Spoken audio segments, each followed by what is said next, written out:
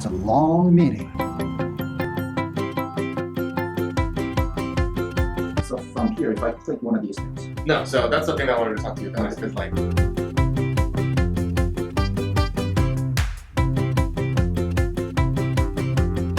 basically simple I understand, right? Explain to him. like basically I just think he wants to, you know.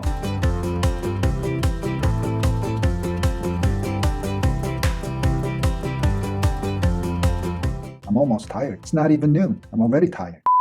Hey guys, welcome back to Andyprep's YouTube channel. I'm Andy. I'm an educational consultant in Seoul, Korea. We mainly focus on giving advice on US college admissions, SATs, and other related things, so you already know that. Now remember that everything I say here is based on my education and experience over 21 years now. It's been 21 years. What a long time. Helping students achieve their success. So if you find these videos helpful, useful, please share it with your friends, family, and don't forget to click the like button. That means a lot to me. Let's begin now.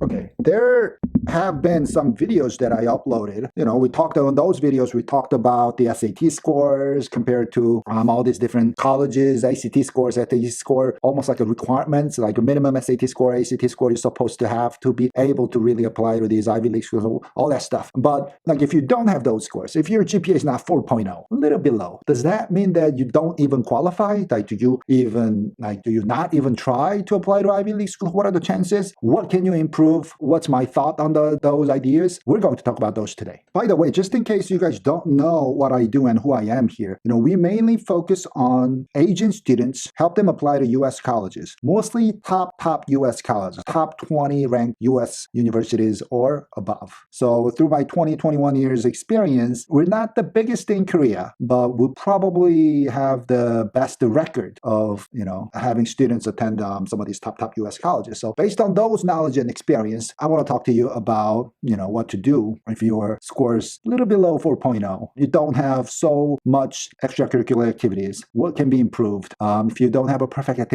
SAT score, what does that mean? Let's get to those. Basically, most of these Ivy Leagues and Ivy Leagues plus MIT, Stanford, their regular round acceptance rate are way below 10%, like almost close to 5%, 6%. Some schools way below 2%, 3%. You know that. Cornell may be the only school. By the way, I graduated from Cornell. Cornell may be the only school that's close to 8%, 9% these days, but the acceptance rate has dropped so much lately, especially with this pandemic going on. This year the numbers are gonna go even lower, which means tougher to get into. But anyways, so what does that mean? Let's say 5% acceptance rate. That means out of 100 candidates, only 5 people get accepted. You probably wonder, can one of the 5 people can be me, you, or am I gonna be one of those 95 candidates who are going to get rejections from these schools? What are the chances? I mean, I wanna say that it could be you could make it through 5% range if you can improve some of the parts. I've dealt with some students who had almost no extracurricular activities, especially with this pandemic going on last year, maybe throughout this 2021 year too. Not much you could do, you know, but when you have that extra time, how can you make that time valuable when other kids are playing computer games and just wasting time and sleeping more? I don't know, get fat.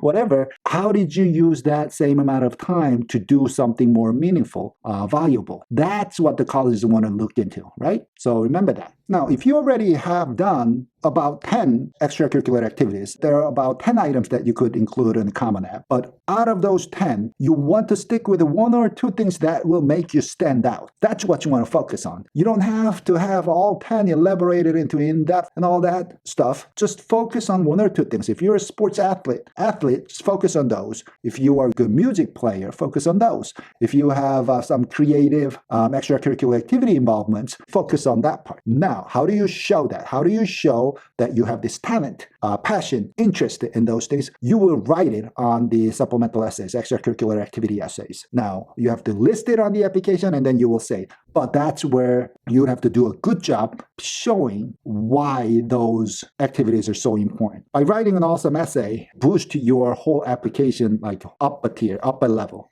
Okay, now let's get back to the fundamentals first. Now, you all know that the GPAs and SAT scores and ACT scores, all this standardized testing qualities or performance are part of academics. That's what the admissions want to analyze, study, evaluate from academics. And then over here, there's an extracurricular non-academic evaluation part. Over there, they will look at your recommendation letters, your own written essays, and your list of awards, activities, and all that stuff too. So these two, which part value more? I would say the academics are about like 65%, and then the extracurricular activities about 35%, 40%, 6 to 4, I don't think 5 to 5. I don't think they're equivalent. Still, the better student you are, the more you study, you will perform better as far as college admission process goes, but not so much as like it used to be in my time, 20 years ago, it was more like a 70%, 30%, but now it's like 6 to 4, close to 5 to 5, maybe. Just keep that in mind. So if your score is not so perfect over here, try to improve, try to go and take the SAT one more round, try to improve your junior year scores and then upcoming senior year scores. Now, remember, when you signed up for the senior year courses, you want to sign up for challenging courses. That senior year courses and then how rigorous the course selections are will make a big difference in college admission evaluation process. If you take all easy courses in senior year, and then let's say thinking that you want to score something about 4.0, all A, so you go with the easy options, then colleges will have some points deducted because your workload was basically too simple, too light. So you want heavy workload and then perform well. That's really important for senior year. If you have those, then you have a shot. Let's look at it from a different perspective.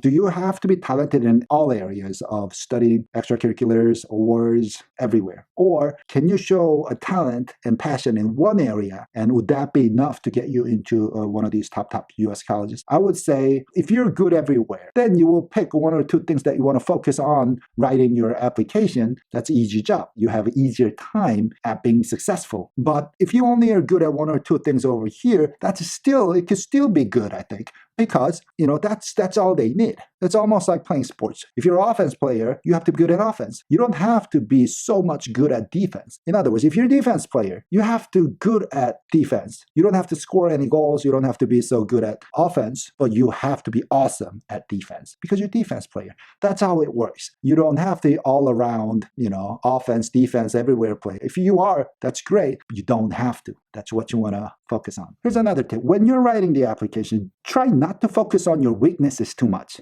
There on the application, there are additional pages where you could say whatever you want. But over there, some people try to say, okay, for example, my sophomore year GPA is not as good as they could be because I had this problem, that problem. But, if you have not mentioned it on that section, on that page, the college admissions probably would not have looked at it. But you brought it up to their attention, and now it's obvious. They're going to look at your flaws a little more carefully. So my point is focus on your strengths. You must have one or two strengths that you want to talk about on your essays and on your applications. Do not spend too much time on explaining what your weaknesses are or why the weaknesses had to be your weaknesses. Does that make sense?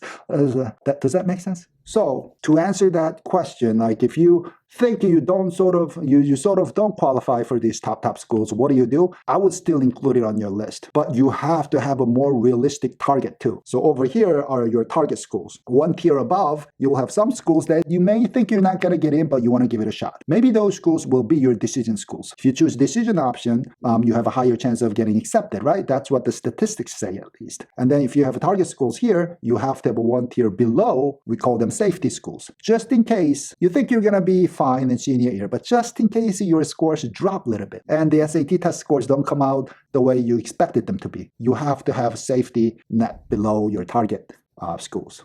I hope that makes sense to you.